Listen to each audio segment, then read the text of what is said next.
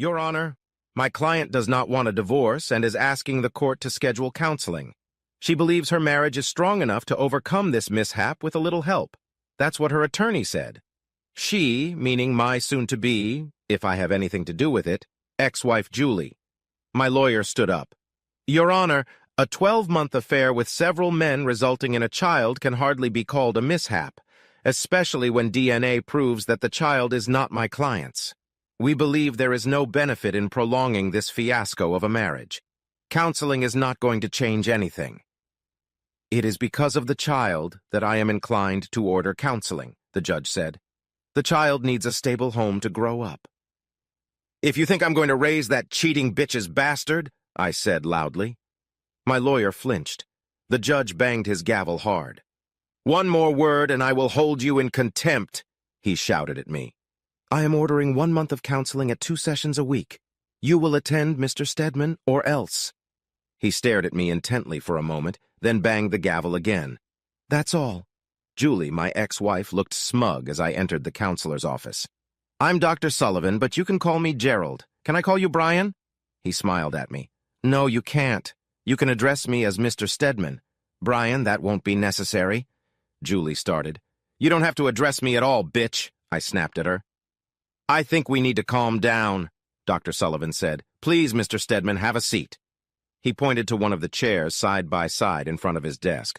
I pushed the chair a good 1.5 meters away from the chair Julie was sitting in and plopped into it. Gerald sighed. Okay, he began. I couldn't hear anything else as I pulled out a set of wireless headphones, put them in my ears, and started listening to music from my phone. Gerald looked at me in silence and then started talking to Julie. I couldn't hear what he was saying and just kept playing with my phone while listening to music. After about 15 minutes, I saw Julie stand up. She looked at me and stomped out of his office. I pulled out my headphones. Okay, doctor, good session. I'll see you Thursday. I'm canceling sessions and sending my report to the judge. Even better, I'm out of the office. The judge wasn't happy.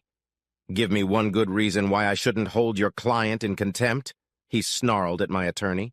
Your Honor, you ordered my client to attend the sessions. He attended the first session as ordered. The remaining sessions were canceled by the counselor. The counselor's report clearly states that he made no attempt to participate in the session. He wore headphones and ignored them throughout, the judge replied.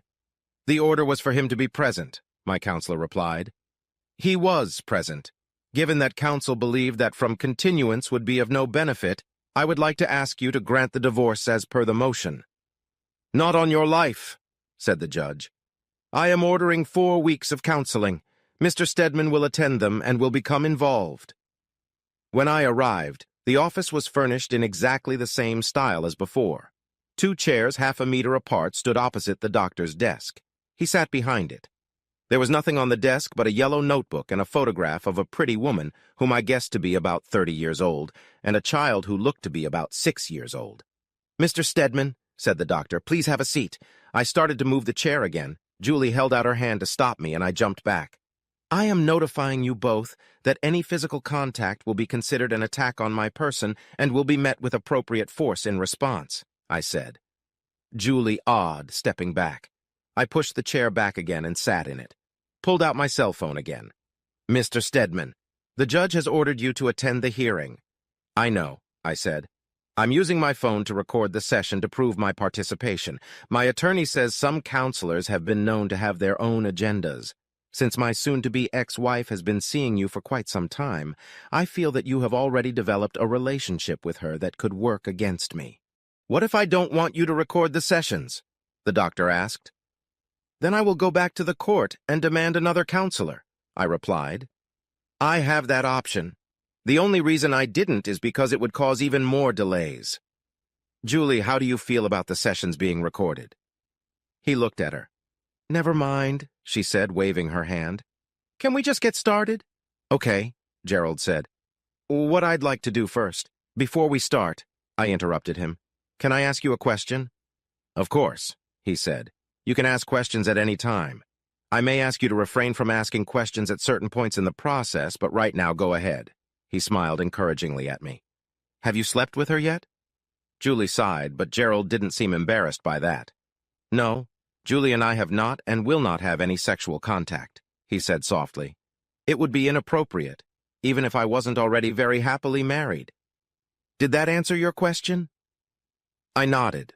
I believed him. Although he had to be one of the few men Julie had been dating for the last year not to sleep with her, good. Then, as I said, I'd like to start by setting our expectations. Since I've had several conversations with Julie, I'd like her to tell me what she wants to accomplish in these sessions and what her desired outcomes are. I would ask that while she is speaking, you refrain from comments or questions until the very end. After Julie tells us what she hopes to accomplish, I would ask you to do the same. I refrained from commenting. I didn't look at Julie as she began to speak. First of all, Brian, she began. Don't talk to me, I growled. Talk to me, Julie, Gerald said. Tell me what you want Mr. Stedman to hear. I want him to hear how sorry I am for hurting him. I know what I did was wrong, it's just that he spent so much time at work and traveling that I was lonely. I realize how much I hurt him, and if I could go back and change the past, I would give anything to do that. I love him more than anything in the world. I know we can overcome this if he would just give me a chance. I will show him that I can be the best wife a man could ever want. We could raise our child together and give him a great life, maybe even a brother or sister. I want us to be together. And I know we can do it. We can get through this. I know we can. Gerald smiled at Julie. Okay, thank you, Julie. Now you, Mr. Stedman, what would you like to say? I looked at him. I'd like to see that cheating cheater gang-raped, infected with a rare and incurable venereal disease, and die a slow and agonizing death, I said. Julie burst into tears and ran out of the room. That was useless, Gerald remarked. And I don't want to be useless. The bitch spent a year hooking up with half the men in town, got pregnant, and tried to pass the baby off as mine. If I hadn't gotten suspicious and demanded a DNA test, now I'd even be forced to pay child support on some other bastard's kid. Tell me, Doc, how exactly am I supposed to act? It's natural to be angry, but you have to look through the prism of anger at what you had, he replied. Do you even know what you're talking about? I snapped at him. Have you ever had the love of your life, the person you trusted with your heart and soul, and for whom you would literally die to protect, shit on you so badly that you questioned your own sanity? When I found out what was going on, I wanted to die. I seriously considered killing myself. How can someone who professes to love another person hurt them so much that they drive them to suicide? Also, you'll notice she never once said she regretted what she did. Not for fucking all those men, not for lying time after time, not for getting knocked up and not even being able to guess who the father of the baby is. The only thing she is sure of is that it wasn't the man who should have given her the baby, namely, Ia. So, since you have no idea what it's like to be in my position, don't sit here with your sanctimonious smile and bookish education and tell me I should look past my anger. Right now, my anger is all I have. Just let me get this cheating wench out of my life and try to rebuild some of the pieces she left me. Does that count as participation? I snapped at him as I left his office. When I got home, I decided to prepare a little for the next session. Maybe I could prove my point. I've asked Julie to let us do this session without her, Gerald said when I walked into his office the following week. I feel like we can accomplish more in face-to-face mode to begin with. If it still counts towards the court-ordered counseling, I'm more than happy not to be in the same room with this lady. I sat down, placing the A4 envelope I'd brought on my lap. Can we try to refrain from name-calling? Please, it's unconstructive and only gets in the way. I don't want to be constructive. I just want to get through these sessions and get this rogue crap out of my life forever. I didn't want these sessions at all. She just intends to cause me as much misery as she can. She doesn't want a divorce because the prenup leaves her with nothing. So she's trying to get me to take her back.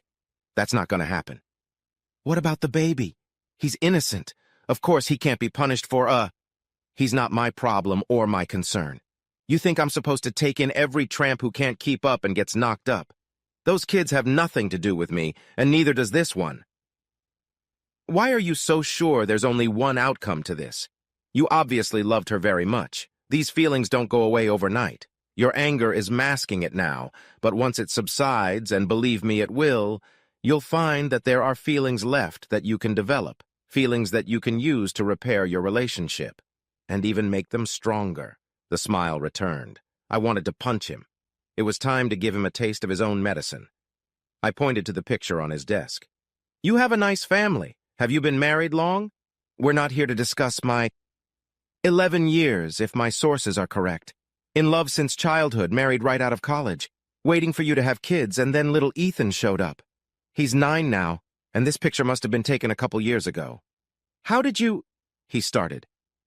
Did you know that your dear Cheryl has secrets of her own? I continued. Maybe you know that when she says she's at her Pilates class on Wednesday afternoons and you're at work, she's actually at the Motel 8 on Patterson fucking her personal trainer? That's ridiculous, he stammered. But I could see he wasn't sure. He went very pale. Really? I said, pulling some pictures out of an envelope. I laid them out one by one on his desk. They showed a beautiful, slender woman entering a hotel room with a young, muscular man. He had his arm around her waist, and they were looking at each other lovingly. I pulled out the DVD and put it on his desk as well. It also has footage from inside the room if you want real proof of what they were doing. It's pretty graphic, so I wouldn't watch that if I were you. I made that mistake when I got the private investigator's report. That footage will haunt me for the rest of my life. He looked like he was about to throw up. Oh, and one more thing, I said. Ethan? No, he said quietly. Please, God, no. I pulled the DNA report out of the envelope. It looked like the fitness instructor wasn't the first. I think he would be too young to be Ethan's father, but whoever the father is, it's not you, I said quietly.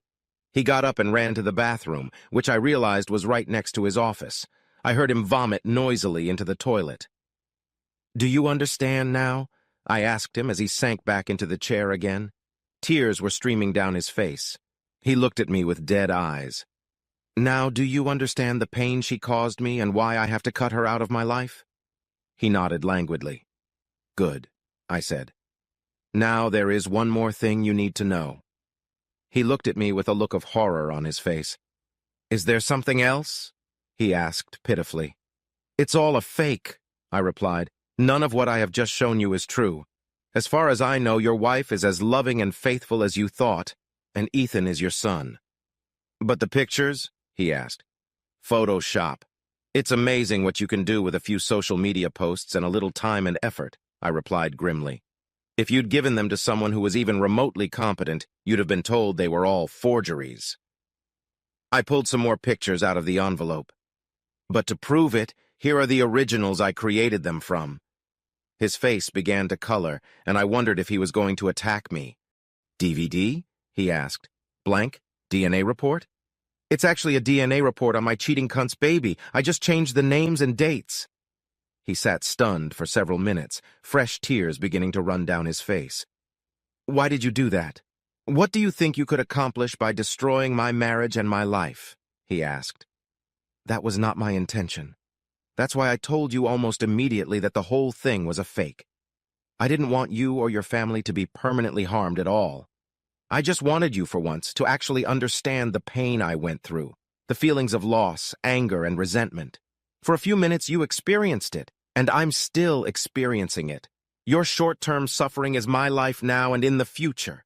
Making me sit here with this bitch, listening to her babble about how much she loves me and wants me back, means I have to keep reliving that pain over and over and over again. There are laws about cruel and unusual punishment. Why don't they apply in this case? I just want to move on, try to gather what little I have left and move on. Why can't you and the court let me do that? I gathered all the papers from the table and put them back in the envelope. I'll leave it to you to handle, I said. I'm sorry to have to do this, but I need you to understand. I left his office. Your Honor, I have a report of the court-ordered counseling sessions that my client was required to attend. My attorney addressed the judge again. I have a copy, the judge growled. It appears that the counselor believes that even after 3 sessions out of the 8 sessions ordered by the court, this marriage cannot be saved, and that for the well-being of all parties involved, including the child, the best solution is to allow it to dissolve. Yes, Your Honor. I ask that you order that the divorce be finalized as stated. The judge looked at me for a long second. I looked straight ahead, not wanting to look him in the eye. It's settled, he finally said, banging his gavel.